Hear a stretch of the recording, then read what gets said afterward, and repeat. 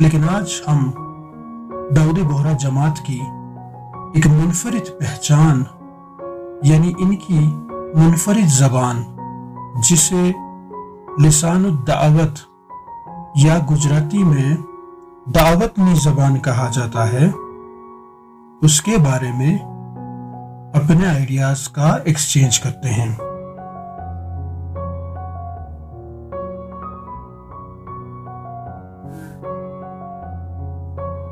داؤدی بوہرا جماعت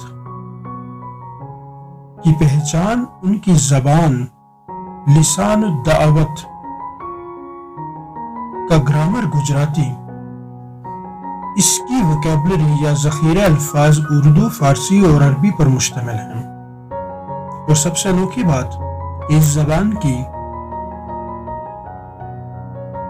کا جو اسکرپٹ یا رسم الخط ہے وہ عربی ہے۔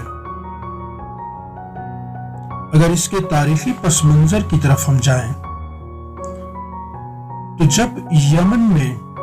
طیبی دعوت کا مرکز ختم ہوا اور وہاں سے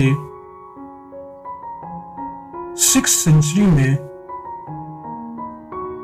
گجرات منتقل ہوا تو عربی، جو کہ فاطمین مصر کے زمانے سے ہی دعوت کی زبان تھی، اس زبان میں لوکل زبانوں کا اثر آنا شروع ہوا۔ دعوت کے عہدیداروں نے آہستہ آہستہ گجراتی الفاظ کا استعمال کیا اور وہ الفاظ دعوت کی زبان میں شامل ہونے لگے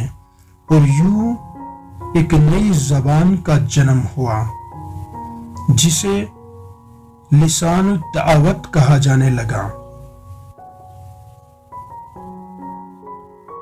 یوں تو اس زبان کی تاریخ صدیوں سے چلی آ رہی ہے اور اس کی ترویج بھی ہوتی جا رہی ہے، لیکن 52ویں دائی سیدنا محمد برہان الدین صاحب کے دور میں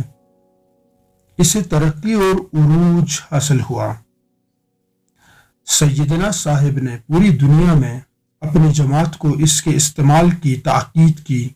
اور یوں یہ زبان پوری دنیا میں پنپنے لگی۔ لسان الدعوت کی داؤدی بوہرا کمیونٹی میں بہت زیادہ اہمیت ہے، کیونکہ یہ نہ صرف دعوت کی زبان ہے بلکہ خود داعی کی بھی زبان ہے، کیونکہ داعی مطلق اس زبان کا باکثرت استعمال کرتے ہیں۔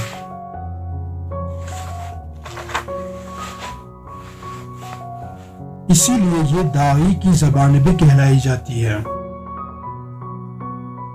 ہر سال محرم میں جب عشرہ مبارک کی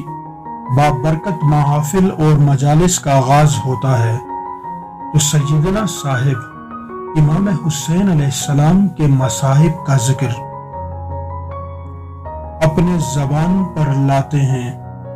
اور لسان الدعوت میں واعظ فرماتے ہیں تو ہر آنکھ اشک بار ہو جاتی ہے اور ہر زبان پہ ذکر امام حسین علیہ السلام جاری ہوتا ہے۔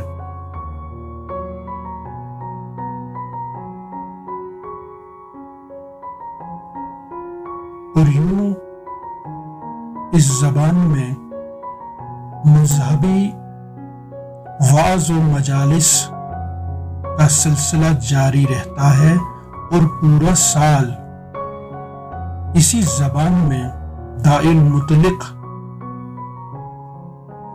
اپنی جماعت کو وعظ و نصیحت فرماتے ہیں۔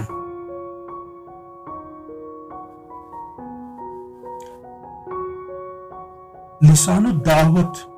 نہ صرف داؤدی بوہرا جماعت میں عام طور پر استعمال ہوتا ہے بلکہ علوی بوہرا جماعت اور کچھ حد تک پہلے زمانے میں سلیمانی بوہرا بھی اس کا بکثرت استعمال کیا کرتے تھے، لیکن آج کل سلیمانی بوہراؤں نے اردو کو ہی اپنی مذہبی اور معاشرتی زبان بنا رکھا ہے۔